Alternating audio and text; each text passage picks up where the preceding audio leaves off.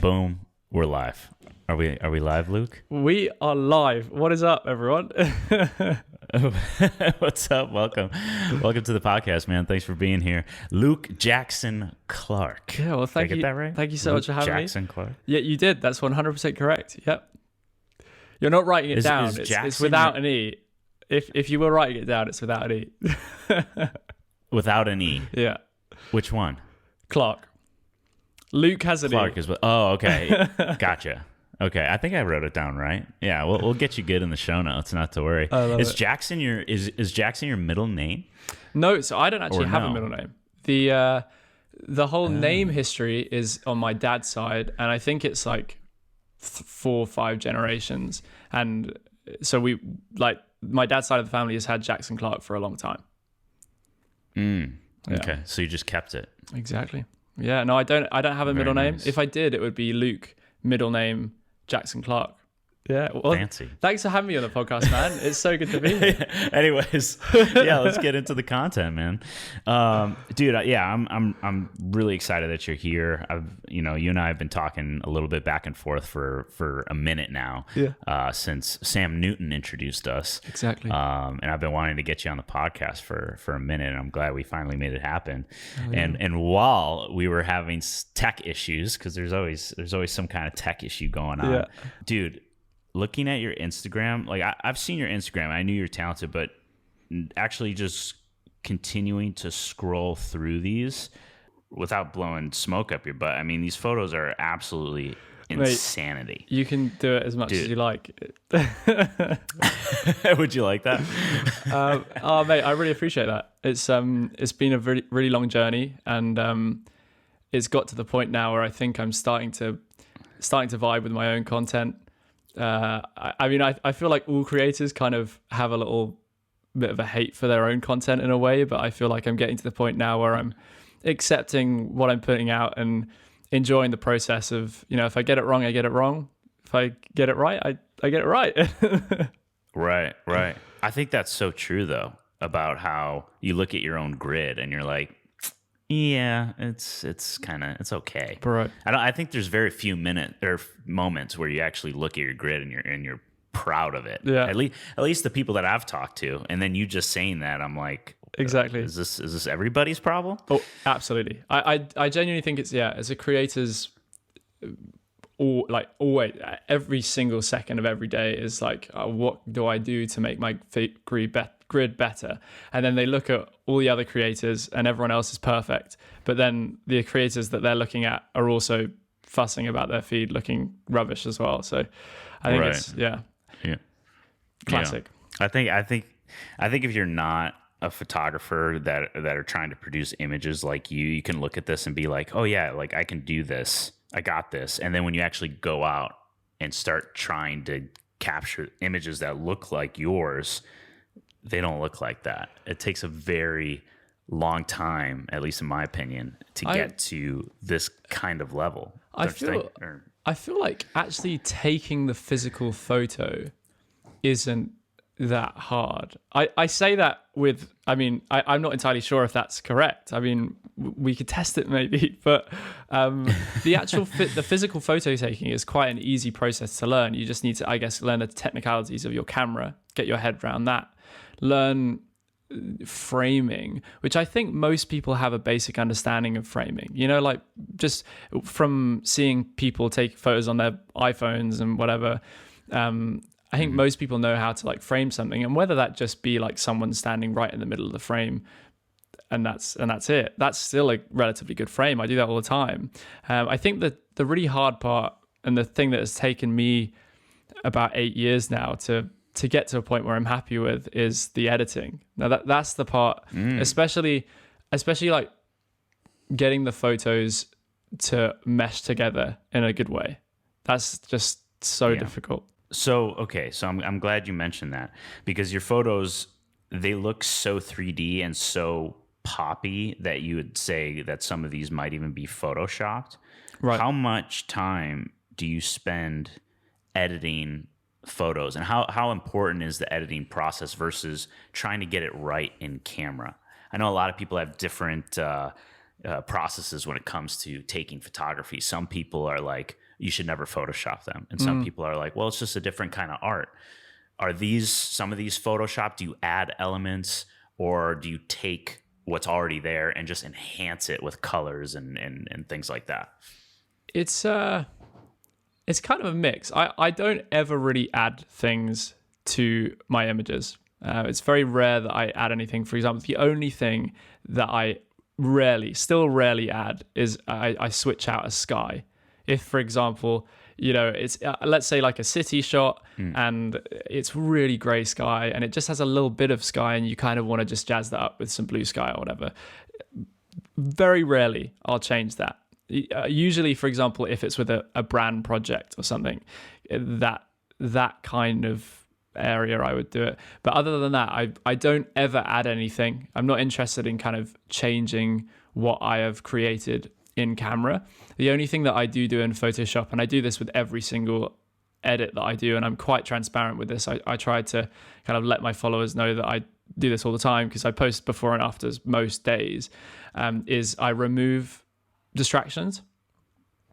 So for me, my process involves, I've explained this, actually. This has been a topic that I've had quite a lot of conversations with recently. One of my followers gave me a message the other day, and in reply to one of the before and afters that I did, and he thought it was too much removal because I remove a substantial amount, not loads, but when I say a substantial amount, I mean, for example, the other day I took a picture of a tree tunnel, and in this tree tunnel, it was a very, very thick, like it was a healthy tree tunnel. There were loads and loads of leaves, and there were only a couple of holes in these leaves that let light in, and they weren't adding anything to the image. They were just taking away from the subject, which was one of my friends in this dress in the middle of a tree tunnel. Well, I hope you like it. But as you can see, amazing. There's barely any gaps in it. You can't actually see any light. But what I did was I went in and removed about 4 or 5 gaps of light, and then there was some like dirty things on the road and all this stuff. And I decided to remove it all. And this person gave me a message, and they were like, "I think that you've gone a bit too far with that." And I was like, "Well, yeah, I mean, maybe if I have, in your opinion, but at the end of the day, my process, I wouldn't, I always call myself a photographer, but hang on a sec, can you still hear me? Sorry, my Siri just went off. Apologies for that, mate. Yeah, no, it just got in the way of my audio. Anyway, I always call myself a photographer, but what I was saying to this guy was that I try to tell stories through the content I produce. So instead of a specific photographer, it's kind of like visual storytelling. And in a similar way to how someone creates, directs, and writes a movie, that they're telling a story, and sometimes it's slightly unnatural. It's like, just above and surpassing reality. But they do that for a reason, to try and make it feel like it's real life and to draw you in as much as possible. And the idea for me is that I'm trying to tell a story from the moment that I experience in this amazing landscape, or with this incredible person, or experience this amazing culture. And I want to try and get that story across as well as I possibly can. And I feel the best way to do that is to remove distractions that don't add to the image. That just, the best example of it is like if you're walking down a street and you take a picture of a city shot and there are loads of pieces of gum on the floor. That doesn't really add to the image, in my opinion, unless you're telling the story of a busy city and the after effects of people. And if you're telling that story, then maybe the gum on the floor is a good thing. But in my situation, usually removing things helps the story. It draws people's eyes into the subject. And that is the minimalist amount of Photoshop that I do, if I do it. Yeah. That was a long answer to your question. Yeah. Sure. No, it was great. It was amazing. What is your opinion on, people calling themselves photographers, but adding so many elements to the image that they took, where it's almost not an image anymore. It's something different. Do you have kind of an opinion on that? Okay, well, it all depends. I think it all depends on what you're telling your audience, what you're coming across with. For example, if you say that you're no one calls himself this, but like a natural travel photographer, like you're just taking travel photos and not doing anything else, and then you're adding a boat into a scene, into a beautiful water Maldives shot, and this just boat wasn't there. And I think that's kind of unfair, because you're telling your viewers one thing and then giving them something that is not what you're telling them. But I think if, I have friends in the industry who call themselves like visual effects artists or artists, and they take photos that they take around the world and add things to them, remove things. It could be an amazing mountain scene and they put a bridge in and a dragon in, and obviously that isn't real and it has a very unrealistic feeling, but at the same time it's just as epic. I love what you said about telling the story, and if an element doesn't need to be there because it has nothing to do with the story, then take it out, eliminate it. And I think with filmmaking, that's really where my experience mostly was, that it was the same thing. You only have something in the frame if it has to do with the story. Exactly. And I always thought, for me, it was easier with film versus photo, because with photo you only have one shot to tell your story. That's it. That's all you got. With film you have multiple shots, you've got sound, you've got coloring, same with photography, but there's a lot more variables going on, and so it was easier for me to tell a story. Right. I know you took you shot your first video recently, right? The music video that you did. I did, yeah. First video I've ever done it. Yeah. How was that? Do you think it's easier to go, because that video, if I didn't know that was your first, I would not have assumed that was your first video. Well, thank you, I've seen my first video. Yeah, I've seen my first video. It did not look like that. It was horrible. Okay. What would gotta you admit, say? I gotta admit. So I'm gonna be real honest here. Firstly, it's not technically my first video because I've done reels on Instagram. So if you count them as videos, then I've done them. But I also, it's the first video that I've ever released. So I've only ever done one other video in my lifetime. One video actually created by myself. And this story is, it's a relatively good one. I don't know. It's subjective at the end of the day. But when I first got into the industry, it was, the reason why I got into it was because I went traveling.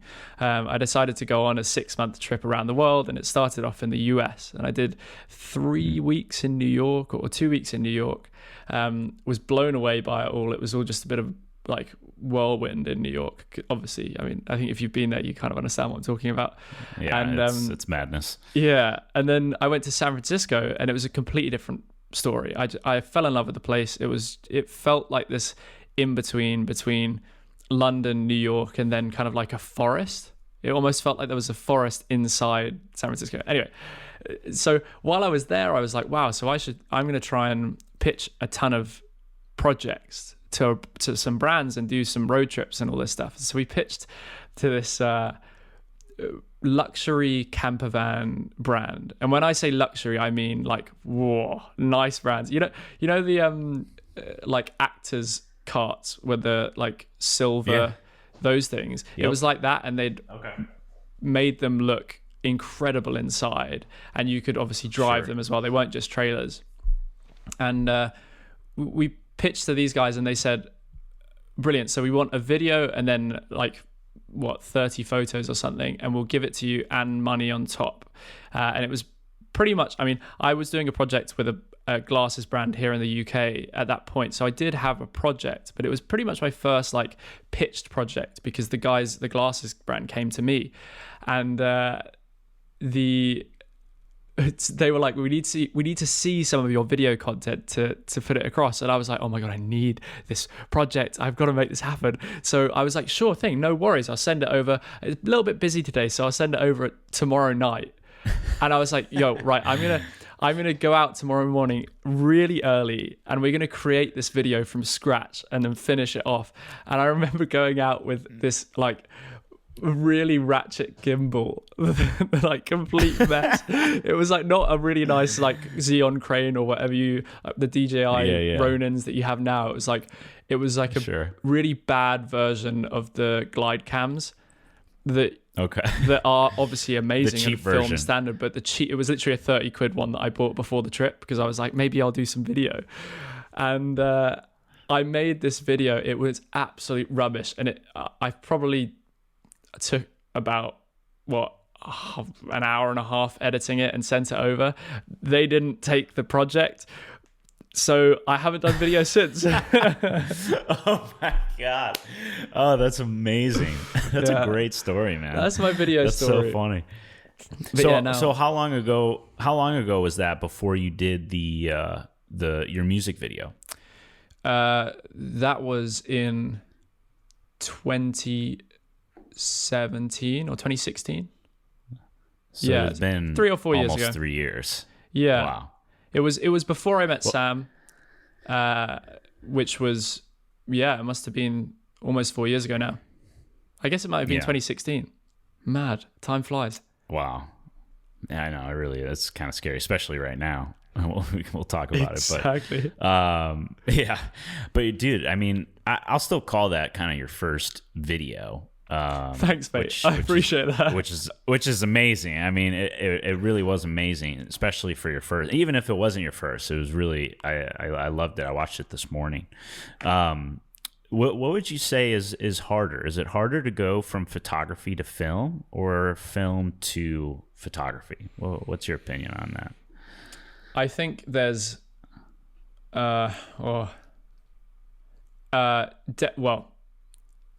some people might disagree with me. I think it's easier to go from video to photo and harder to go from photo to video.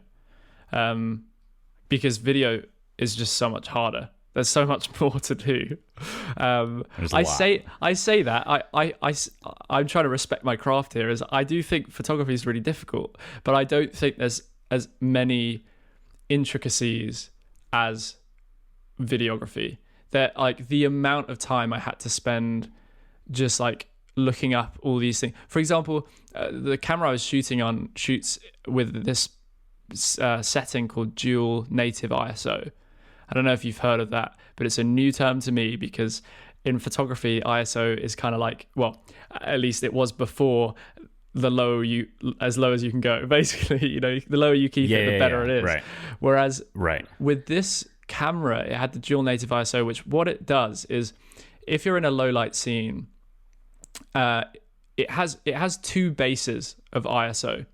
So we're going a little bit technical here, guys. So I hope you follow along, and I really hope that I hope I'm explaining it right as well. If there's any video guys out there, I'm explaining it absolute rubbish, then I apologize. But it starts at 600 ISO on Vlog, which is a type of profile on the camera, the way it shoots, and at 600, it's cool. That's the first base, and you go up. And as you go up to 3,800, it gets noisier. And at 3,800, it's pretty noisy. If you're in low light scenario, it looks kind of like how my webcam looks right now. But at 4,000 ISO, which is the second base, it suddenly cleans up again. So from 4,000 upwards till like 12,000, 15,000 ISO to let like numbers that high, which is crazy to me. Like I never really go above 5,000 with my photos, and that's rare too. It was fine. Like I didn't have any noise at all, and I was loving it, mate. So yeah, dual native ISO. I don't know why I went into that, but that was interesting. Yeah. Which camera was that? The Lumix S5. Oh, yeah. Okay. So gotcha. I'm basically shooting with the I GH5 realized right why now. we were talking about it again is the. Oh really? Yeah, the process for me going into video, just there was so much more to learn.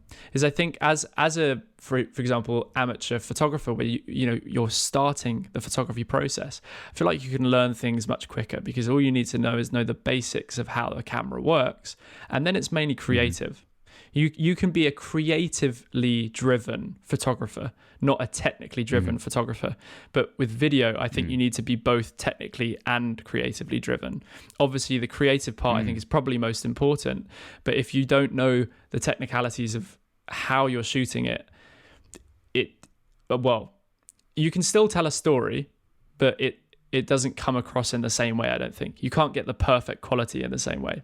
That's how I found it anyway. Yeah. I just think, you need to know the rules, right? And I think it's kind of similar with photography because there's some similarities there with the certain kind of rules, where if you want a little bit of motion blur, you got to change the shutter speed to a certain point. If you want it to be clean and crisp, it needs to be at a certain point.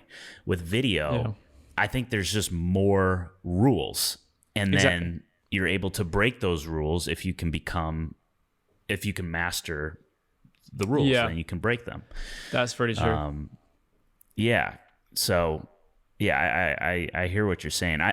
For me, I'm probably biased because I started with film, but I think if you know how to shoot a video, it's so much easier to transfer to photo because there's less rules, I guess. Less rules, less things going on. I honestly think, but to get to that elite level, I mean, the only thing I think you can really take from photography is the framing. The actual thing that really benefits you in video or in cinematography or however you want to call it is the framing from photography. Because I feel like that's the only thing that really benefited me in terms of the knowledge that I had.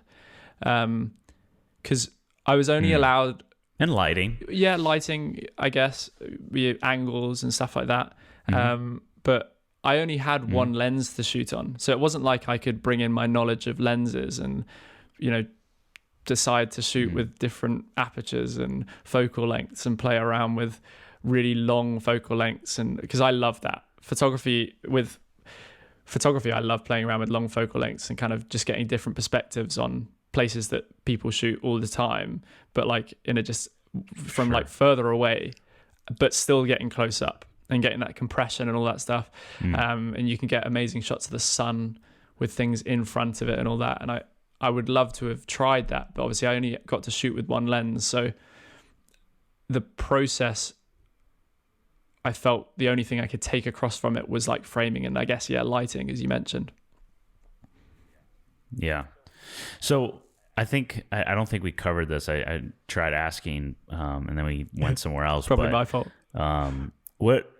No, it's okay. How long do you think it takes to get to your level when it comes to photography? And you said that it was really not so much getting it in camera, but it was the editing that took you longer to understand and get, and that's what kind of took it to that next level when it comes to the stuff that you're doing, the landscape and the travel stuff. How long do you think it would take someone, and I know it's different for everybody, but if they wanted to do this and they're just getting started, how long of a journey do you think I think is? It depends on how you're learning. I have always been a really good advocate of just kind of learn things as you go, and also go out of your way to learn it yourself. That's how I used to think or still think, but I now have gone a slightly different route. Is because of starting video, I decided now that I have a bit more finance to how I was when I started photography, I have a bit more money to throw at something like courses. And I never ever took a course. I never have until now. I learned photography through YouTube, trial and error, and friends. And I think it was mostly trial and error. I just spent years and years messing up and then progressively, I guess, kind of getting better. But I think it depends on how you learn. I think if if you're wanting to do it with the process of trial and error, then I think you need to understand that it's just going to take a little bit longer. If you want to learn from someone who is massively talented in the field, I mean, you know about this. This is your job pretty much, is running courses. Exactly. Yeah. And I'm sure your students know exactly what it's like. They can pretty much go from zero to hero. Pretty sure that's probably a name of a course out there. I like that. Yeah, exactly. Steal that if it's not. And a course, I mean, from what my experience has been now, I've got 2 courses now on coloring, because I love color. I find it fascinating, and I think as a photographer I know color pretty well, and I understand the dynamics of color and complementary colors and all that stuff, but I struggle with coloring video massively, but I really want to get better at it. So I've got courses on that. Yeah. And it's fascinating because I'm learning from someone who's been in the industry for 15, 20 years. I mean, it obviously doesn't matter how long they've been in it. If they're a pro and really good at their craft, they can teach you way faster than you can learn yourself.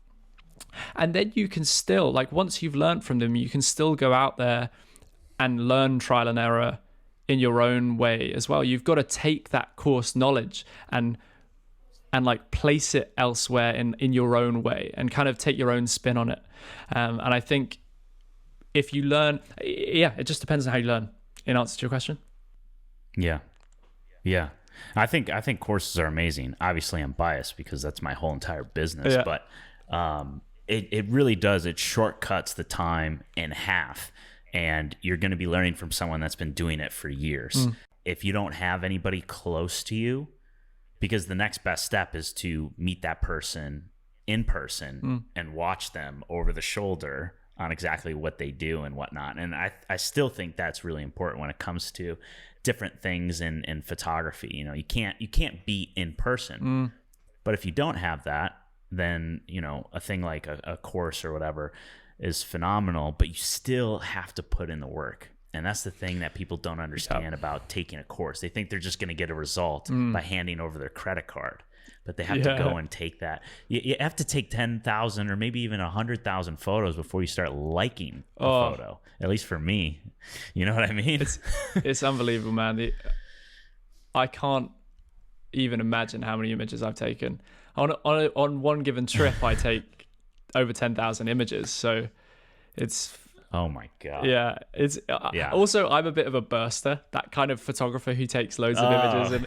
And you're that kind of person. Yeah. I'm not like a film photographer where they take one photo and then they go home. But no, it definitely takes me, you know, a whole SD card. Do you mess around with film? I've been playing around with it here and there. And then this last trip I went on to Aspen, I shot pretty much for the most part all film, and I still haven't gotten them developed, but it's a totally different animal. It really makes you appreciate a photo. Yeah, you know what I mean? I haven't.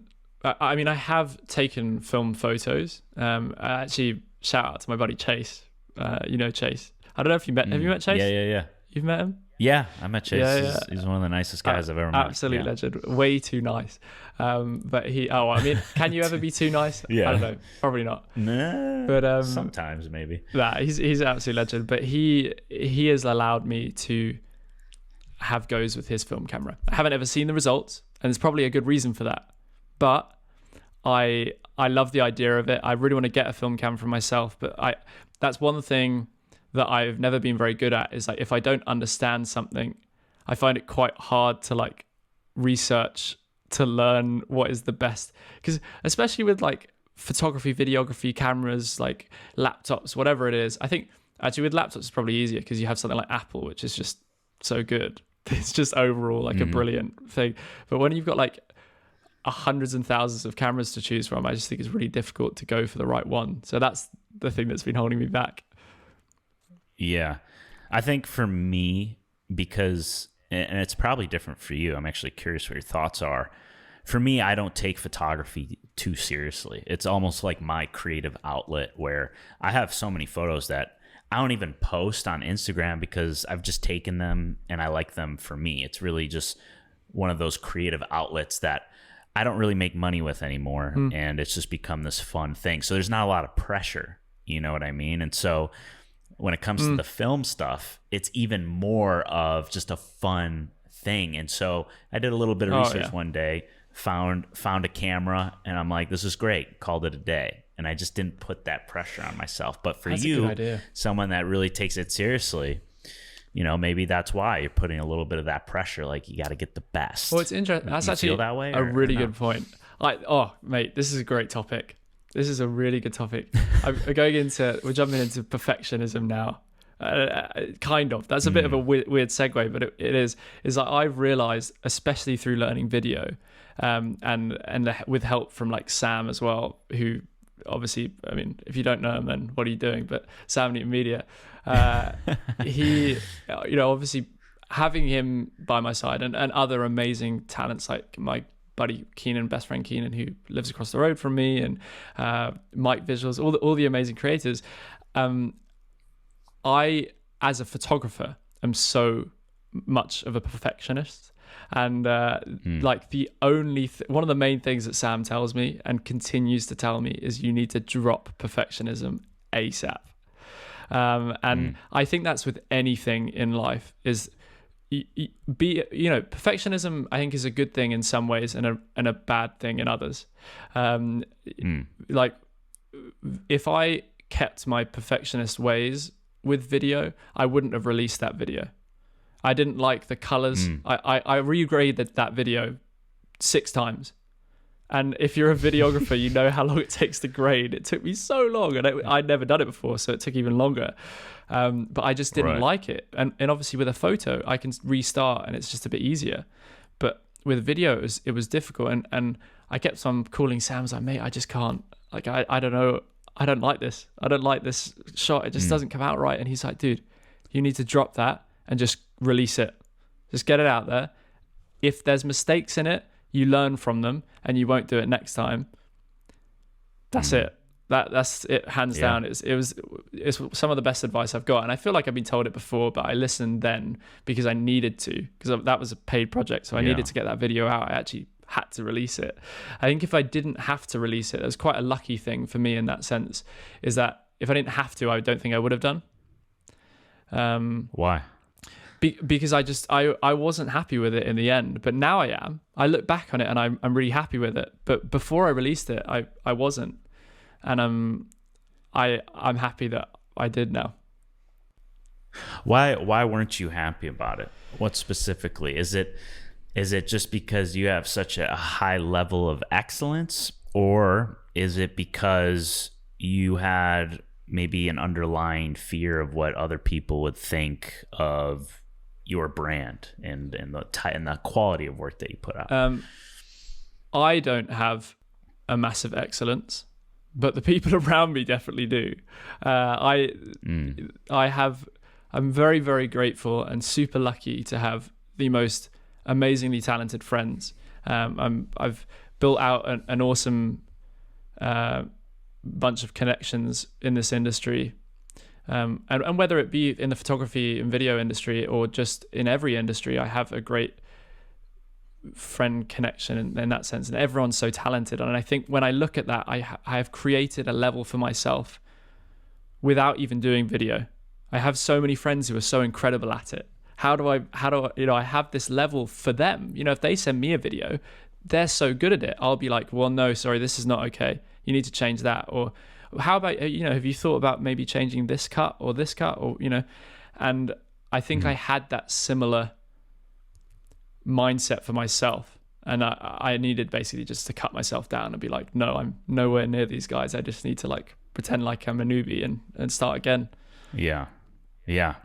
It's part of the process because, like you said, as you put it out, you get feedback and you get better. This isn't going to be your first video and last video. Yeah. Or excuse me, this isn't going to be your last video, not your first video. Yeah. And I had that perfectionist mindset when it came a lot of different things, but most recently it came to just this whole studio that you can see right now. And it looks great. I literally, it looks good. I like it. But obviously I'm not like, oh, I need to change this and there's some other things I need to change and whatever. But it stops me from putting out content. because I told myself like, the studio has to be perfect before I can release I have to have this big unveil. There's always this pattern. What? I have the same thing, bro. You with me on that? I want to start a YouTube channel, and I've been telling people for years that like literally since I left school and decided to take this on full time, I've been wanting to start YouTube, and I've been going on and on about it, and I haven't, because I've been like, well, this isn't right. My lighting isn't right. My room is messy. I have a Huel package in the background. I don't want to do that. Or I could just move it. But no, there's always an excuse, and I just need to do it, man. I need to do it. If you're listening to this right now and I haven't released a video, when is this being released, mate? That's a great question. I have no idea, but within a 2-week period. Okay. Well, I've got to release my first YouTube video then. Soon. Yeah. Well, when you're listening to this, yes. Look for Luke something online, and I'll be there. Go follow Watch Luke right now. It's at Watch Luke, correct? That's my Instagram. On Instagram? Yeah, thanks, man. I appreciate it. And go send him a threatening DM that if he doesn't put out this fucking YouTube video, that you got to do something that you don't want to do. Everyone who's listening right now, throw me a DM. I like the threatening DM. That's good. I'll make it happen. Yeah, there you go. There you go. I'm gonna be on your ass. If no one's on your ass, I'll be on your ass. Don't worry. But it's a real thing, and I hear it all the time. There's so many creatives out there that don't have an audience. They have this message within them that they want to get out and they want to start producing, but they have this perfectionism. And in my opinion, and this is what I've experienced, is it's really the fear of just looking bad. You have such a I had such a high level of excellence in my head. And I felt like, if it doesn't match that, then my career is going to be like, I'm going to look bad. People are going to make fun of me. Like, no one's going to take me seriously, blah, blah, blah. And so I would just delay and delay and delay. And then nothing would happen. Yeah, I mean... And no content would be put out. Yeah, I think I'm almost definite that there's a percentage of me that is just like that as well. And I think everyone is. I think if you say that you're not, you're lying to yourself. But I like to think I don't care that much about if it's bad. Okay, this isn't true. I definitely care about my content and it being amazing. But like, for example, I know that video wasn't perfect on my level like I want to be, but I still look at it and I know there are probably videographers that looked at it and were like, well, this video wasn't color graded correctly, or that shot was terrible, or why did he choose that f-stop for that shot? You know what I mean? I know that that's out there, but I'm quite happy. I think one of the reasons I'm happy about it not being the best is that I get to look back and in 5 years' time, 10 years' time, I don't know, maybe it's sooner or maybe it's later, and I get to go, that was my first video. Look at what's going on right now. Like look at the change, look at the progression. This is so exciting. And I think that's one of the things that I'm so excited about with my photography is I have, like, if you're interested and have a bit of extra time on your hands, I don't recommend this, but if you want to do it, and scroll all the way down my account, I have every single image that I've posted ever still on my account. And you can see the first photo, and it's not the one. It's not good. It's pretty basic. It's probably the worst color grade. It's probably the worst framing or whatever, and not the best subject in the world. But I love that. I love being able to look back and be like, yeah, that's where I started, and this is where I am today. I think it's amazing. And anyone, the people that are listening to this, I hope you don't delete that old stuff, because it's not just you, it's everyone that follows you as well. It gives them hope. Exactly. It shows them the process, what it actually looks like. And if you delete that, there's a huge opportunity for your followers to understand your background, because you can just look at someone's grid and be like, God, their shit's so perfect. And even now, like the stuff that I'm putting out, I think is, there's high quality images and whatnot, but there's a million other images that I didn't post on my SD card that look like shit. and I'm still taking shitty photos. I think everybody still takes shitty photos as part of the process. But yeah, I mean, if you're deleting all the time your journey, yeah, I mean, you're missing out on showing people what's actually possible. Exactly. So, I think that's huge. 100%. Yeah, it's something really special about being able to look back. As you said, not just for yourself, but also for the people that appreciate your content. But I think a lot of it's for yourself, because, and not only just seeing how bad you were in the past, but also being able to just look back on your stuff in the past. It's just like really nice, especially like if you're a YouTuber, like you've posted videos for ages, right? It's like you get to look back and see that period of your life and be like, whoa, that was an interesting part of my life. Like when you're 60, 70 years old and you get to look back and be like, wow, like awesome.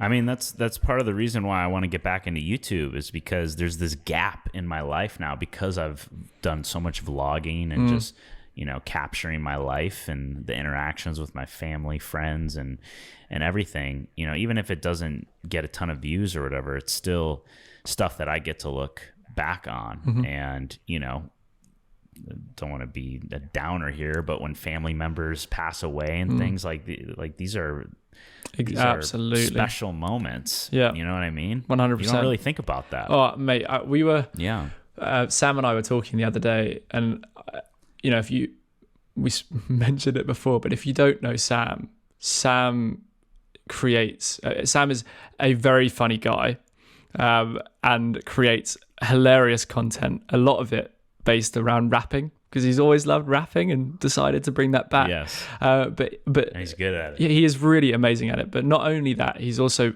an amazing storyteller and has a very, very like emotional, sloppy side. His top songs, I think, on the Spotify top 5 or whatever it was, were all sad songs. And he also creates these really beautiful, emotional videos that connect with you, and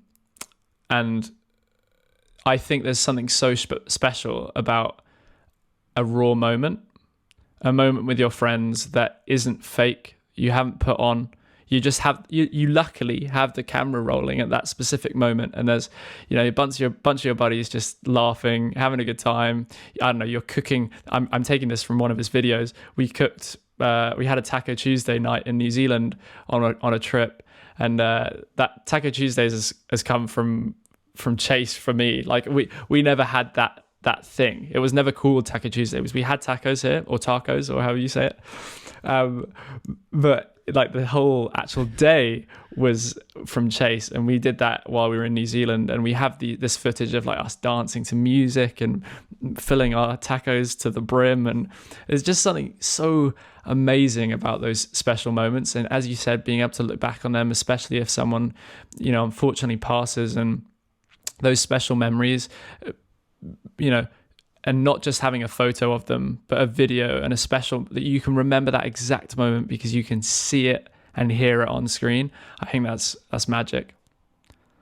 It's priceless. As cliche as that sounds, it really is priceless. Mate, you're talking about the Super 8 video that is one the one I'm talking about. Yeah. That was a great video, and it just popped off, which is so fascinating because a slower emotional film usually doesn't pop off like that in the YouTube algorithm, and so that was really cool to see. I think it came at a time when everyone needed something like that.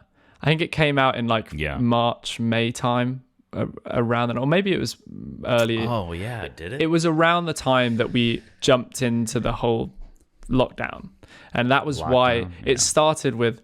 You can tell that I've watched this a few times. It started with something like. I know it's been a while, but I just wanted to tell you that I really appreciate you, or something like that. And going through all this crazy time, I really appreciate you. And it felt so real for everyone. Everyone was going through this really weird stage of life that no one had been through before. Most people had never been through before, I guess, to this scale. And it was just an amazing thing to watch and connect with, I think. Yeah. How have you how has the lockdown impacted you, your business, life, everything? Uh, the It's been tough.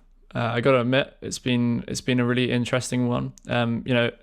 Being fully transparent. Obviously, want to make sure that everyone knows reality, and it's not just like the perfect Instagram life all the time. I post every day from countries around the world. I haven't moved from my house for what feels like a lifetime, which is also a lot of people have been in that situation, and I haven't had much work at all. And it's made me have to like completely rethink the way I go about my job and my career. I'm in a very lucky and grateful position to not have to worry too much, because I had savings built up from the years of photography that I'd done, so I was okay in financially to a point, and it allowed me to sit back and be like, okay, well, what is wrong here? What do I not have set up? What do I not have in place that I need to have in place if something like this comes again? And so I spent a large proportion of the first half of the year just rethinking everything. I didn't take on any jobs, partly because I didn't get any jobs, but also because yes. I just wanted a second. I wanted a second, not only a break from just the lifestyle of what we do, and as I'm sure you understand, we mentioned before the call, is like this lifestyle is prone to burnouts, and I had one of those about, well, I guess you can't call it a one. It's not a singular thing. It's like it was a period of my life where I went into this burnout, and I just felt just different. I spent my whole life growing up, and I was this bundle of energy and I was just on it. And I suddenly went into this feeling of being like, whoa, what is going on? Questioning everything. And it was a good thing. It's been great to get through that. And I think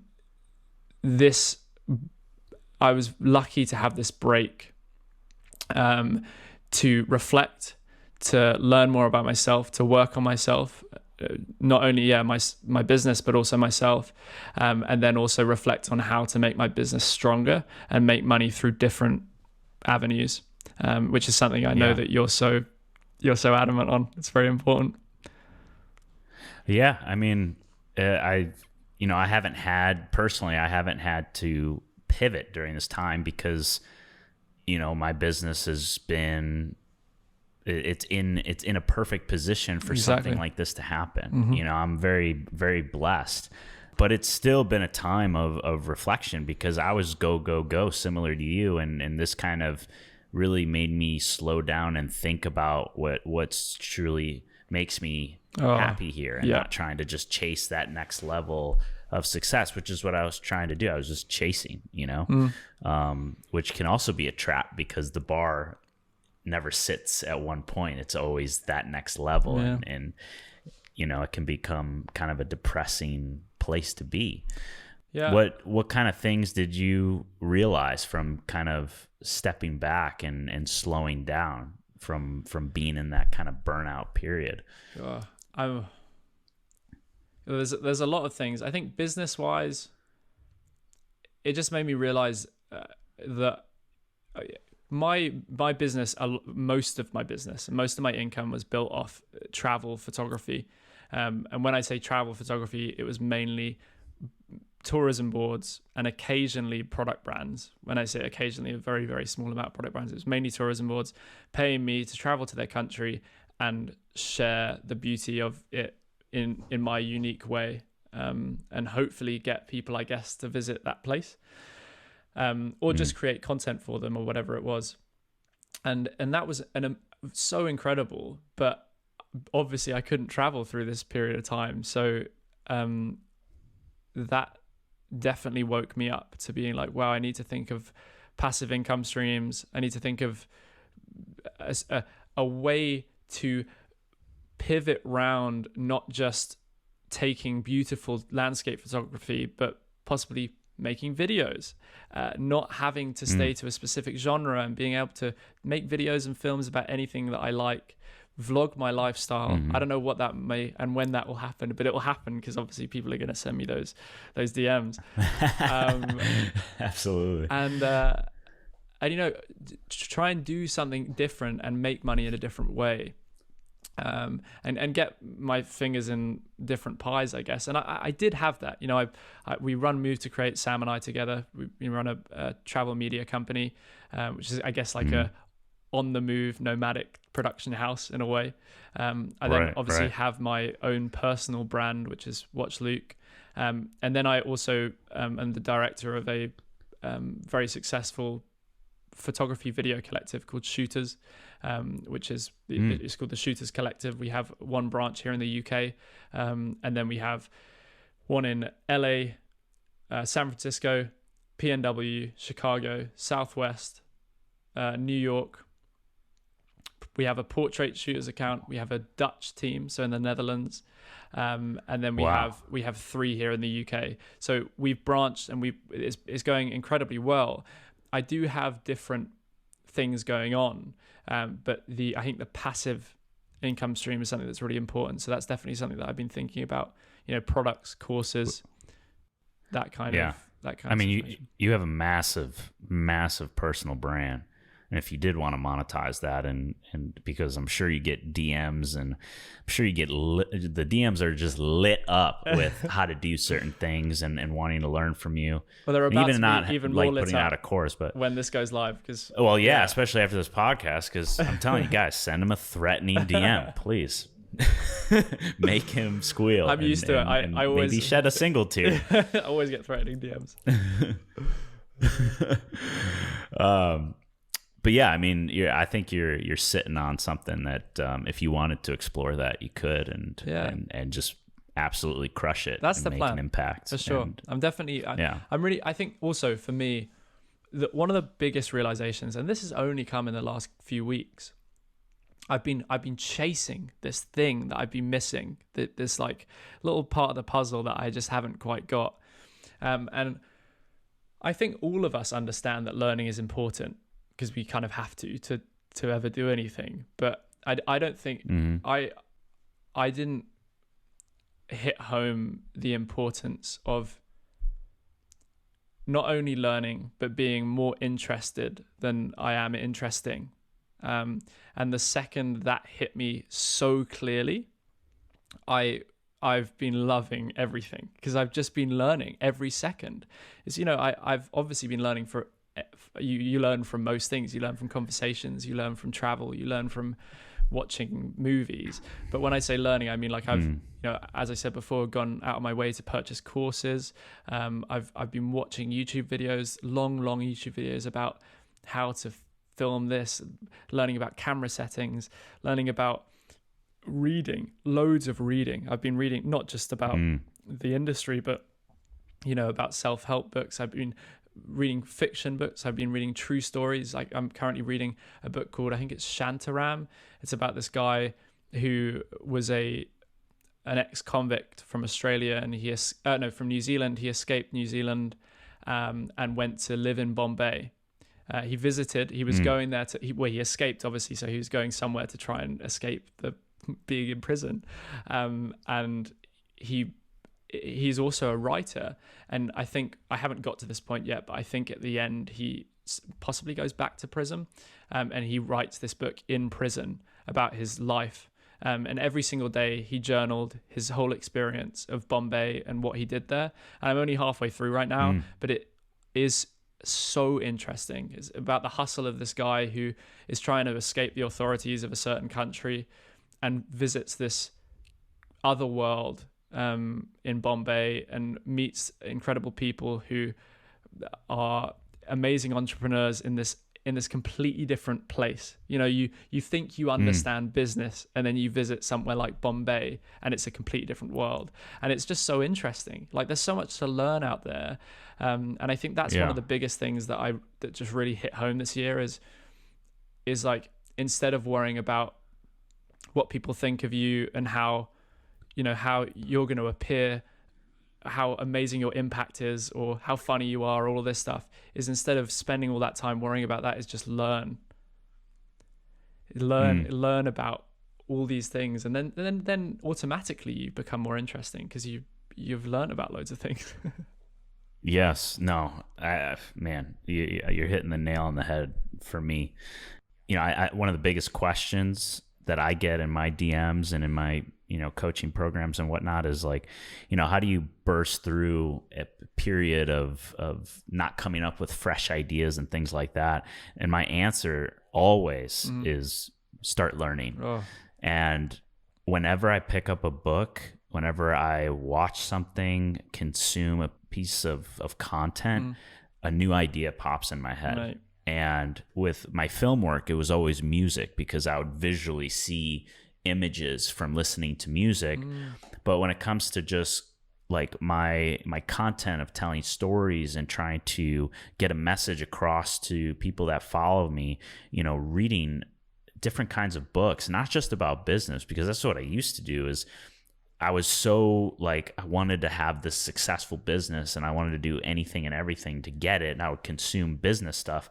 Now I'm just consuming anything and everything, like your Bombay story. I mean, just there's so much stuff out there that you can relate back to your own stories and your own personal experiences and then kind of twist it and make it your own piece of content and impact somebody else. I mean, that's it. Yep. Like you want to create a brand, like just start learning and then transform that into your own message and boom, you got fresh content. People don't even know where you got it from. Yeah. I learned it from the Bombay underworld. But that's the thing. Bombay, shout out to Bombay. Yeah, exactly. But if you can't travel, for example, right now, is find a book about travel or a different country or a different culture. Learn about and don't go, maybe don't go out of your way to be like, I need to learn right now. Because if you go with that intention, it's never going to get anywhere. Go with the intention of just being interested, constantly interested about new things, whether that's in a conversation. Always be the one asking the questions, and if that's just in normal life, it's like just constantly be yearning for the next bit of knowledge that you can learn. That's something that has just hit home this year because I've had the time. I think I had like 4.5-5 years of full-time photography where I was traveling constantly and I just didn't have a second to like sit back and be like, okay, well, I actually want to read a book this morning. I want to go on a run, read a book, eat some really good food, learn how to cook, like all these things that I wouldn't be able to do because I'm just constantly on the move. And I think, there's something so special about it. Obviously. Yeah. It sounds, well, yeah, totally. And it sounds like you're creating that space for yourself as well. We because everything's on the phone now, we're so consumed and caught up with other people and things. And at least for me, I was just moving so quickly and I had to create that space for myself because I was getting to a point where I had no ideas. I was burnt out. I didn't feel like creating anything, but that was because I was just always on the move and I didn't have the space or the time to sit still and stare at a blank wall. And as soon as I started, stop, answering my DMs all the time, stop looking at what other people are doing, stop even just posting for a little bit and just literally made time for myself to cook, to read, to do things really slow and in the present moment. That's when the ideas started to come. That's when I started to get excited about business again. Right. I was so business fucking driven that that's all I was thinking about. And I was trying to grow my business, but the way that I'm trying to grow my business now is starting to grow other things in my personal life, which will then transfer over to the business stuff because it keeps me fresh. It keeps me excited about it. Yeah. I know this from all of your stories, like just saliva over food is you love it. Like it's just, food is just the best thing. A little too much on the food, to be honest. Yeah, well, mate, no, I'm all about it. But I guarantee you, if you people who are listening, if you don't cook, I know everyone cooks to a certain level, but when I mean cook, I mean go out of your way to find a new recipe, to find new food to cook from different cultures, from different walks of life. There's something so unique about the feeling of cooking. This sounds really weird, but like when you cook, it's like a meditation, because you can't really think about too much else while you're cooking. You've got to think about the bacon and I'm just thinking of a random few things here, but the bacon and the chicken and the eggs boiling and the broccoli. That's a really weird meal. But everything that is going on right now in this current moment, I can't take my mind off of it, because otherwise things will burn or overcook or this or that. Yes. And there's something quite special about that, because meditation, the whole point of that is getting out of your mind, getting out and away from your thoughts. And cooking gives that to you. You are stuck on this one thing. It's kind of like running, I guess, but I guess you can think of things while you're running. But I come out of cooking. I actually cooked this evening, so I've come straight into this podcast after cooking and thinking about food. Exactly, yeah. And yeah, there's just something so special about it. You come out of it and feel really fresh. Not only do you feel full, but you feel fresh. Yeah, it's interesting about the cooking, man. Like I used to love cooking so much, and as I made this switch over to starting a business and running a business, in that world, they teach you got to automate. You got to automate everything, not just your business, but your life. If there's things that take energy away from you, you got to automate that. And so I took that a little bit too seriously, where I'm like, okay, I'm going to hire a cleaning service. I'm going to order all of my meals. I'm not going to cook. Like I have to spend all of my time just focused on growing the business and automate everything else. And I started losing those parts in the day where I can sit still with my thoughts. So I brought the cooking back. Now I'm making more interesting meals, not just a frozen Trader Joe's chicken burger, which I don't know. Do you guys have Trader Joe's? We don't, but I have. No? I have seen them and experienced them in my time in the US. Oh. They're pretty freaking good, especially for frozen. Yeah, well, there's some incredible frozen food in the US. Like every time I'm, that's one thing that I experience a lot with Sam, is whenever I go around Sam's, Sam's in a very similar boat to you. I think is like his process is more about what's the fastest way to get the food on my plate, and I need to eat and then get away from that as fast as possible and get back to work. I agree. I have that mindset. It's more about like pushing myself to not want to sit down constantly and be working 24/7.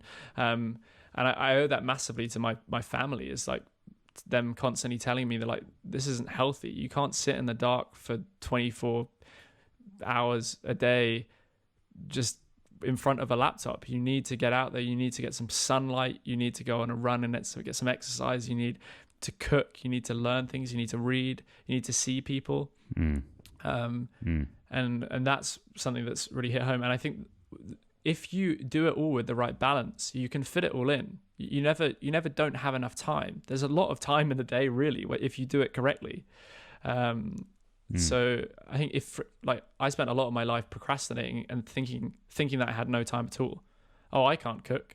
I can't go on a run. I can't chill with friends or family. I can't go out. I can't party because I'm constantly working. I was procrastinating, imagining like I was working for these like hours on end, but it maybe 60% of the time I was working and the rest of it I was procrastinating.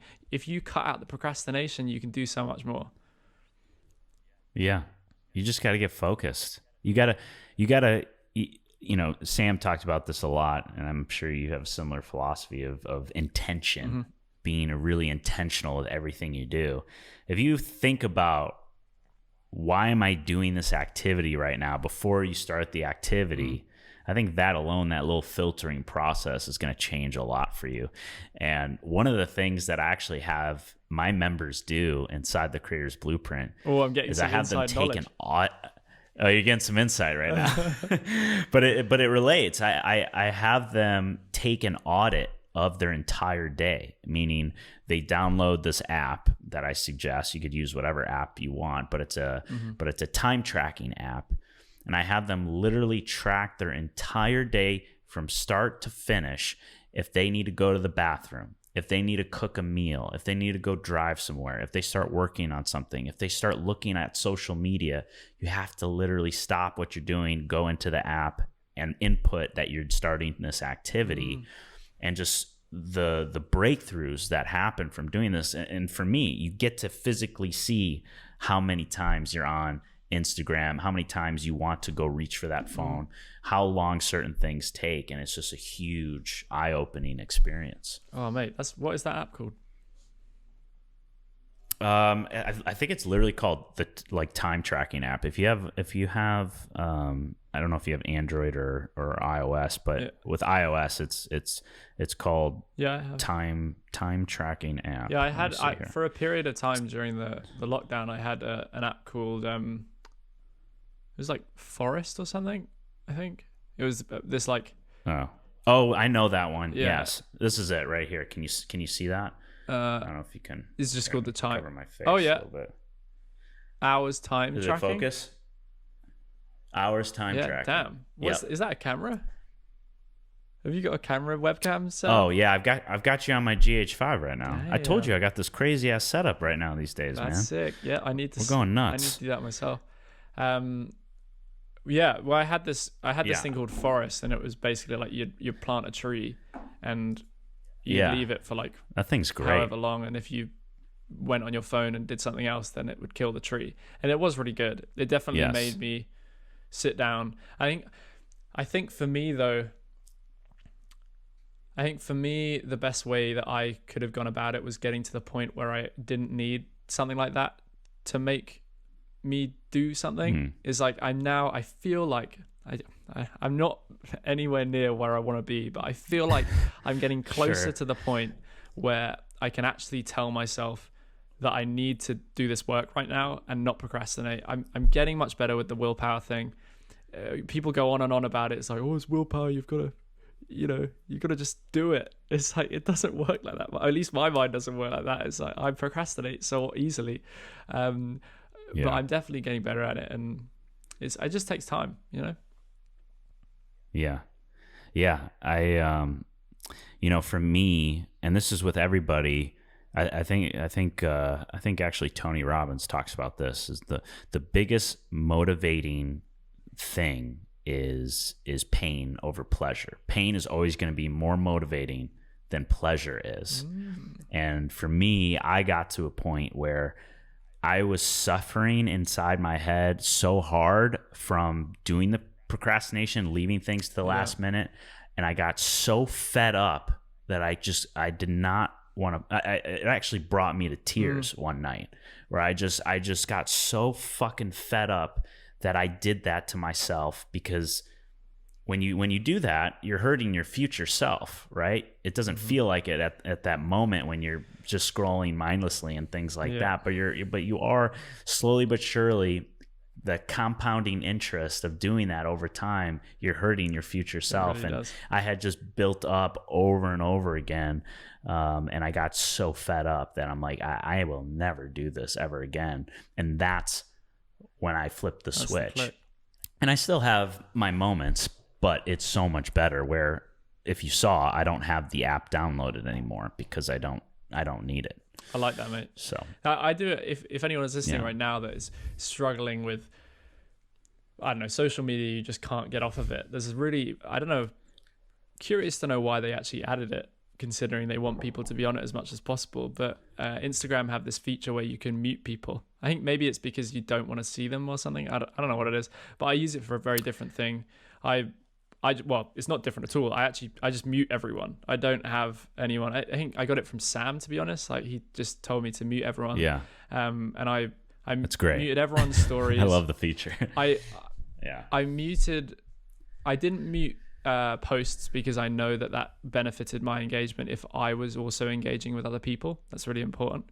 But I made sure that I only did that at specific times of day, or I was being very I was doing it only at the specific times, basically. But any stories, completely muted. I don't have any stories on apart from a few people. I think I might have you on. I know I reply to your stories all the time. Oh, well, that I'm special. Thank you for making me feel special. Wait, it's all right. It's a pleasure. Anytime. Dude, it's a great fucking feature. I mute. I'm like you. I mute everybody. Anybody that is slowing me down, they're muted. Not because I don't love them. I got massive love for everyone that I follow, even if they don't follow me. I'm inspired by them in some way if they don't follow me or whatever. But if you're slowing me down, I'm starting to consume your content too much. You're gone. Muted. Done. Yeah. But then I'll go and physically find those people and I'll engage with their shit. Exactly. Because I want to show my support. Which I think is a better way of doing it. Like if it's being shoved in your face and that's the only reason you're commenting, then it's not as genuine. Whereas if you're actually physically going out of your way to search for their content, then I think it's really special. I have the same thing. Absolutely. Yeah. I think you and Sam, you guys blow me away with and Chase, your whole group. Like I get inspired by you guys because of how giving you are and supportive you are to other people. And I try to do that as best I can. Sometimes because I meet people and I'm just busy, I don't. And then I see you guys supporting and I'm like, who haven't I supported in a while? And I go and I find them and I give them love right. Sometimes I'll send like little coffee money. I do that occasionally. I saw that. I'll really find like people's that. Venmo and I forgot who I got that from. I might have gotten that from my friend Bobby. I don't know who I got that from. Brilliant. Someone sent it to me. I'm like, man, that's a fucking great idea. This made my day. And then I just sent it to other people. Yeah, I think that's brilliant. So I like to do those things. Yeah. Yeah. Especially now, man. Especially now.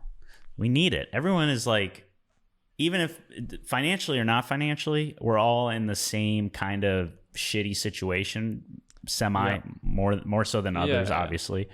But I feel like we're all going through the same shit. We're all feeling the same stuff. And I think a lot of people, even if they consciously feel like it's not hurting them, like for me, I thought I was one of those people where this whole situation consciously, I'm like, this doesn't affect me. I'm introverted. I'm fine being by myself. It's the same thing. This is great, But it really is, and even just us talking right now, I haven't interviewed someone in a couple or a few weeks, and I can't tell. Like this conversation is just fucking lighting me up, though. Yeah, mate. You know what I mean? Like we need interaction. Exactly. It's almost 9. I'm never sleeping tonight. It's not happening. I'm buzzed. Now, but going back to your point on kind of like sharing the love is, maybe you and Sam spoke about this in the podcast that you guys had. It was a while back. Listening to that one, that was a long time ago. Honestly, at the end of the day, we've been blessed with a platform to share content on, and I think if you're just sharing your own, any way you do it is completely fine. It's up to you. That's the way you do your thing. But I think if you can share other people and get other people's content out there, just do it. Like at the end of the day, that's not taking away from you at all. That's building other people up, and in the future, it doesn't have to happen, and that's not what you should expect. But hopefully, other people will also build you up, and it goes both ways. And there's something so special about, there's something so special about sharing the love. It just feels good, and I think I also feel like it, as you said, especially with like the coffee thing, is like it's not actually about the money. It's about that. Oh, okay, they're kind of thinking about me in that moment. Like, that's pretty cool. Yep. It's it's that moment where that person popped in your head, and that's what it's all about. Yeah, I love that. It isn't about the money at all. It's just a thought, and I think we need more of that exactly these days, and especially right now. And if you're listening and you're like, well, I don't even have the money to buy my own coffee. You don't have to do that. Even like a message to a mate, just saying, hey, how you doing? How's things? How's life? Not, I am, there's two ways of looking at this. I'm really lucky to have a lot of and most of my friends in this industry. You know, I don't have to go outside of the industry too much to find the friends that are very close to me. But it's also a problem in the sense that all of my friends are in it. So therefore, if I'm on a project, sometimes all the messages that I'm sending them are just work related. But go out of your way to message someone and just genuinely, like, how you doing? How's things? You know, what's going on right now in your life? Like, how's family? How are your friends? How are you mentally? There's something really special about getting a message like that, because you don't get it often. And if you're listening right now and you haven't sent a message to your friend just saying hi and how are you, do it. I guarantee you they'll be happy, even if they don't show it. But only send Luke a threatening message, not a nice one. Mate, I'm never ever gonna have nice DMs anymore. It's just gonna be consistent, like pain every day. I'll get out of bed. People's like, "Oh, you must love your job." Nope. Thanks to Zach, I hate it. I get out of bed every morning and I don't want to look at my phone. This podcast literally ruined my life. Exactly. Usually everyone's coming off of it like, wow, this like changed my day, made my week, made my year. I'm like, I can't live anymore. This is like the worst. Yeah. I should make that the new theme. Don't send nice messages to any of the guests. Only hate, extremely hateful ones. Oh man, that's good. How are you doing on time? You good? Mate, It's been a great conversation thus far, man. I can talk forever, however long you want. No, this has been amazing. I kind of you always have like an idea. Sometimes you don't. I don't like to place expectations on things, but I had an idea that this conversation would kind of go in this way. There's this I don't know. Maybe it's just me inside my head, but there's kind of like an energy thing that you feel or maybe don't feel.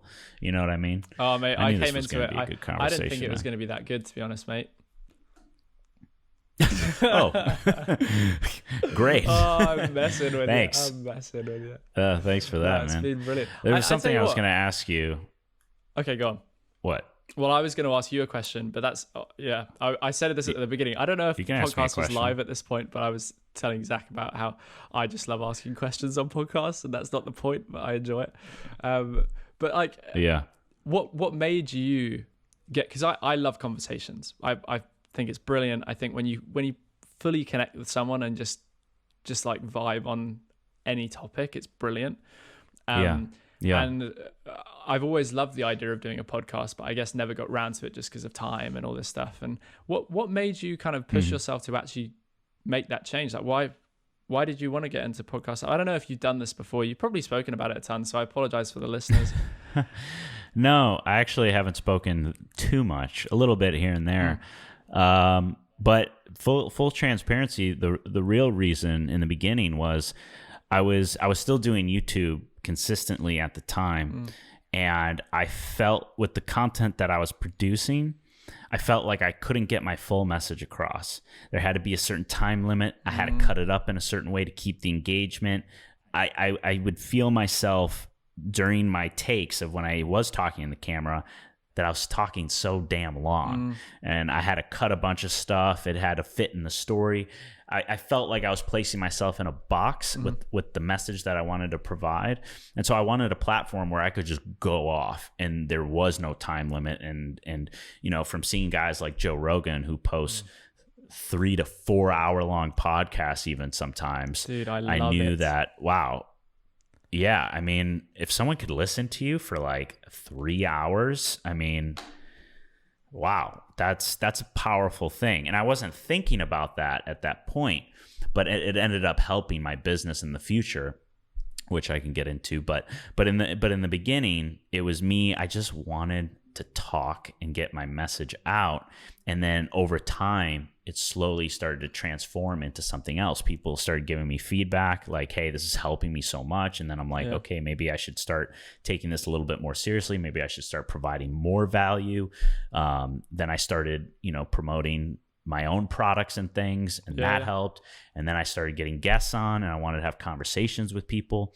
And then it just became another platform where I just wanted to help people. Brilliant. So that's kind of what happened. Yeah. That's awesome, man. No, that's pretty much it. I think it's brilliant.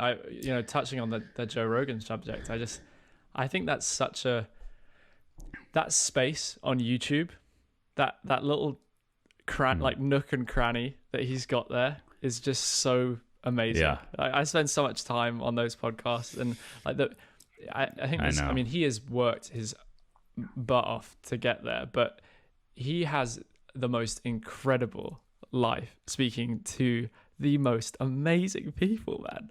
Like, some of those conversations are out of this world. Even the conversations that are really like heated are brilliant.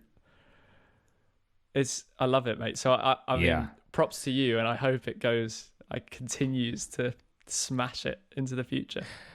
Well, it's something that it's like every year I'm reminded of how important this is. And people listening right now, like, I don't think you realize, even if you have such a small audience, I don't think you realize the impact that you're making on some other person. Even if you're not getting the likes and the engagement that maybe other people are getting and whatnot, you know, the impact that you have is just incredible. And every year I'm reminded of the impact that I have. Sometimes I lose sight of it and I get in this weird kind of headspace and I'm like, fuck it all, I'm just going to throw in the towel. And then at that perfect moment, I'm reminded of, no, I can't, because it's too important right now. People are depending on certain information and certain content from me, and I can't take that away from them. And I totally forgot. Where was I going with that? I just lost it. What were we talking about before? Well, we were talking about like how special the platform of podcasting is for you. That's right. That's right. And, Yes. So every year I'm reminded of that, and it motivates me to take it to that next level. Yeah. And so, you know, for 2021, that's kind of my vision as of right now, is really taking this podcast to the next level. And as of right now, it's not, but I think you might be the second episode that goes on the Ramblin Radio YouTube channel. So now we're going all visual, getting more guests, doing more solo. Oh God. No, dude, don't stop it. I know what you're going to say. You stop it right now. It doesn't have to be perfect, bro. That's true. All right, fair enough. Maybe this is a good thing. Because, all right, in a couple years, or however long it is, maybe it's a year, maybe 2 years, 3 years, when you're like just like up there, you know, Rogan is like looking up at you, we can we can do it again, and I'll just come round and we can have like good cameras and all that stuff. Like the quality's whatever. Done. We can look back on this one and be like, yo, Luke, what were you thinking with that background? And No. This has been such an amazing episode. I don't think you quite understand, but when you come in person, I've got the whole setup behind me right now. So good. And so we'll get it squared away, and I love it. We'll do it right. But this is beautiful, man. This is you, the blue tinted you. This is who you are, and you need to be that person. Yeah, this is my life. Yeah, this is the Blue Man Group stage. This is, I don't know where I'm going with it. I love it. Dude, this has been amazing. A couple remaining questions that I have for you. Cool. Number one, if you had to describe your perfect day, what would that look like for you from sun up to sundown? What would a perfect day in your world look like? Oh, that's a good question. I think it would involve an amazing meal. I'm not going to do this in order. Does it have to do an order? Do I have to do it in order? No. Okay, cool. Well, however, this is your day. However you want to talk about it. So it would require me, like, obviously the dream would be I'd wake up at like 6 a.m. feeling absolutely buzzed. Like I'd be really awake. But that's never the case. You kind of got to get out of bed and be like, oh, for a second, and then get around. Sure. Sure. You know, as much as you may love your job, you still struggle getting out of bed in the morning. Maybe, I don't know, maybe not for some people. But it would be waking up really early and feeling amazing. Probably doing some kind of enjoyable exercise. And when I say enjoyable exercise, I mean probably going for like, I'd probably wake up in like Whistler and go and wake up on like I don't know if they have these because I've never been to Whistler, but I've watched thousands of videos of it. But like a chalet at the top of the mountain, like walking out my door, opening the garage, taking out the fattest mountain bike with the like most incredible setup, riding like all the way down the mountain with jumps and everything, like the most incredible wake up routine. Then on my way down, I'd like link up with friends on the way, and we'd go to like a cafe at the end, eat some really solid food, have a good drink, like a coffee or a tea or whatever, like, or a juice. And God, I'm going into detail right now. No, this is beautiful. And have just an amazing conversation, an amazing chat, a really good time. And then, spend time with family and friends. And I'm trying to think of something else that would make that day better, but just family, friends, a good mountain bike ride. What type of work? Any quality work that we get done? Any work? Okay, sorry. God, I'm on a podcast with Zach. I've got to talk about work. No, you don't. No. You don't. But it is important. That's part of your. It is important. Everybody has to work. We have to have something at least a little bit in the day that we're working on and passionate about. 100%, mate. I tell you what, I'd spend a bit of time looking into these courses, not just the courses, but learning. I'd spend a lot of time learning. Yeah. I make sure every single day to learn something, whether that's from a YouTube video. Today, for example, I spent the morning watching the breakdown of Interstellar's editing process from this like German. I saw your story on that. Dude, if you haven't watched that video, because I love that movie. It's amazing. It's so interesting. He like cuts scenes from different points in the movie, and when I say different points, I mean like from the beginning, middle, and end, like completely different points. It's like a 2.5 hour movie or something, and puts them together and makes them fit. It's it's incredible. So interesting. And just Nolan and the other directors and the editors of Interstellar just absolutely smashed it. So that was my learning today, just so I'd learn something, and then I'd probably spend some time going out shooting. I'd probably learn more about videography, shoot maybe a video or something like that. I think, probably work on like a YouTube video. That sounds pretty perfect. I haven't done it yet, but I like the idea of it. That's great. I love it. I love asking this question. Everyone answers it in kind of a different way, but there's always those like similarities and themes throughout the whole thing, and that is like loved ones, family, friends, and it has nothing to do with like this techie world that we live in, which is really interesting. I haven't asked a ton of people, but I've asked a lot, and I think it's interesting when you really come down to it, and you look at what is really important to you, and like really important, as in like the kind of thing that you genuinely couldn't live without. You know, if you didn't have these things for the rest of your days, it would be a struggle. It doesn't have anything to do with a computer, a laptop, a computer and a laptop, same thing, or an iPhone, or like a piece of tech, or a social media app. Like if they went, you could succeed in something else. Guarantee you. If you if you have the mind to succeed, you will succeed. It doesn't matter what you're doing it in. But you can't do without family and friends. You can't do it. You can't take on this world alone. You have to share it with someone. It's a big all collaboration, your experiences that you go through. It really is. It's pretty freaking amazing when you actually take the time to think about it. I've learned, that's actually a big thing that I learned this year as well, is like learning, especially I keep on shouting out Sam. It's like, God, I'm like obsessed. The guy's the best. The guy's one of my best mates, but he's great. He's great. Yeah. Wait, what was the thing you just mentioned? I just completely flopped my mind. About sharing it with someone. You have to share it with somebody. Yeah. Oh yeah. Collaboration. The guy collaborates on everything that he does. He collaborates. Yes. Just all the time. He collaborates with his music, with his videos. He never does something by himself. He always brings in others to help take it to the next level. And there's something so special about that. And that is life, exactly as you put it. It's like you can't go through life without collaborating. Or obviously collaborating is a very like business minded way of looking at it, but like without support, I guess. I like collaboration. I like that word. I like collaborating in life. I think most people use it in business. You're right, but I think when you use it in just regular life, it has kind of a cool tone to it. I like it. Yeah, absolutely. Yeah.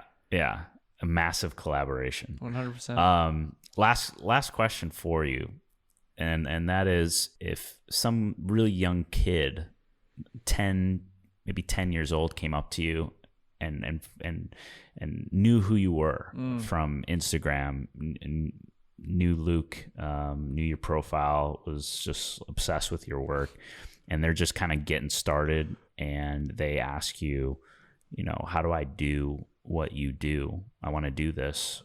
What's something that you would tell him or her? Whoa, that's a cool question, bro.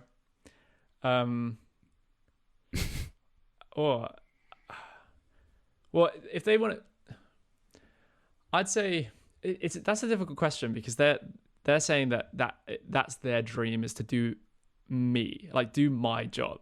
Is like, I think is the thing I'd say to them, you're 10 years old, you have, and if you're lucky enough to have, you have an amazing life ahead of you. You can do whatever you want. If you put your mind to, if you want to make shoes, if you want to make computers, if you want to take photos just like I do, if that's what you want to do right now, and it continues to be the thing you want to do, you can do that. Don't let anyone tell you can't. I feel like this is a very cliche thing, but it really honestly is so important for people to understand that. Is like, firstly, it's never too late. At that 10, for example, obviously he's 10 years old. He's clearly not too late. Young. He or she is not too late. But let's say, he or she gets to 25, 30, 45, however age it is, and they still haven't got to that point, and the dream is still to be a photographer. It's not too late. You can drop the things that you're doing right now, or you can do it while you're doing it. There's a way to get into the dream job that you want, or the dream life that you want. If you put your mind to it and put everything into it. At the end of the day, this sounds so cliche, but at the end of the day, we are only here once. I mean, that's what I know of anyway. And if you get to your old age and you haven't had the most incredible time, what are you doing? There's enough people that would love to sit in front of a desk and crunch numbers. I guarantee you there are people out there. There are over 7 billion people on this planet. Each person, I'm sure there are people out there that love doing every single job in the world. Possibly some excluded, I don't know. But there will be people that fill the job that you're doing. The job that you want is out there, and you can make it happen. So I'd say to that kid is like, whether you want to be me as a photographer, sort of follow the life of a photographer, or you change your mind and you want to be an astronaut at 14, that's probably one of the jobs that you have to choose relatively early to get into. Yes. Yes. Then you can do it. Like, there's nothing stopping you. Just don't let anything stop you. Don't let anyone stop you, and especially don't let yourself stop you. Yeah. I don't think that's cliche, man. I know it's said a lot, but there's a lot of passion in your voice, and that's the key, and it's true. I feel it, man. It's so true. I feel it. Guys, Luke Jackson Clark, everybody, thanks for being here, man. Mate, thanks so much for having me. Appreciate you being on the podcast. This was It's been great conversation. It really was. Where can people follow you, find you, and send you that threatening message? At Sam Newton Media for the threatening message. And then the rest, you can find me on @WatchLuke. Don't put like an actual, like the letters AT. It's obviously the @. Right. I think people know that. If they're listening to this podcast, they understand. Yeah, I think so. @WatchLuke. That's my Instagram. And then either you'll send me a threatening message, because it won't be live. But if this goes live in like 2 weeks' time, I'm hoping that I have a video on YouTube. So you'll be able to find that through my Instagram. Please Go check it out. Let me know what you think, because it's new, and you guys will be my first supporters, and you'll be there from the beginning, and I really appreciate that. Hell yeah. Do you respond to all your DMs or most DMs? I reply to every single DM. Yeah. Okay. So everybody go send them a DM. Well, mate, it depends on how many people listening to this podcast. I don't know how many viewers you have. If you have like 10,000 viewers or something. I don't know. Well, I don't know. No, we don't have that many. Don't worry. Not yet. If you send me a message, I will reply to you. But there you go. I will reply to you, but if suddenly overnight Zach gets tens of thousands of viewers and 10,000 people message me, I just don't know if that's possible. I apologize. We'll see what happens. Yeah. We'll stay optimistic about it. Oh, mate, but anyways, let's wrap this thing up. Yeah, I appreciate you, man. I appreciate you being here. Dude. Guys, everybody go follow Luke. Extremely talented guy. Thank you, man. Photographer, filmmaker now. Oh, I don't know about musician. I don't know if you call me a filmmaker. And I'll call you a filmmaker after that video that you posted. I'm telling you, man, the first video is fucking good. Well, thank you. Good. I appreciate it. It's very kind. All right, guys. We'll talk to you later. Thank you so much for having me, Peace. Zach. It was amazing. Peace. Later.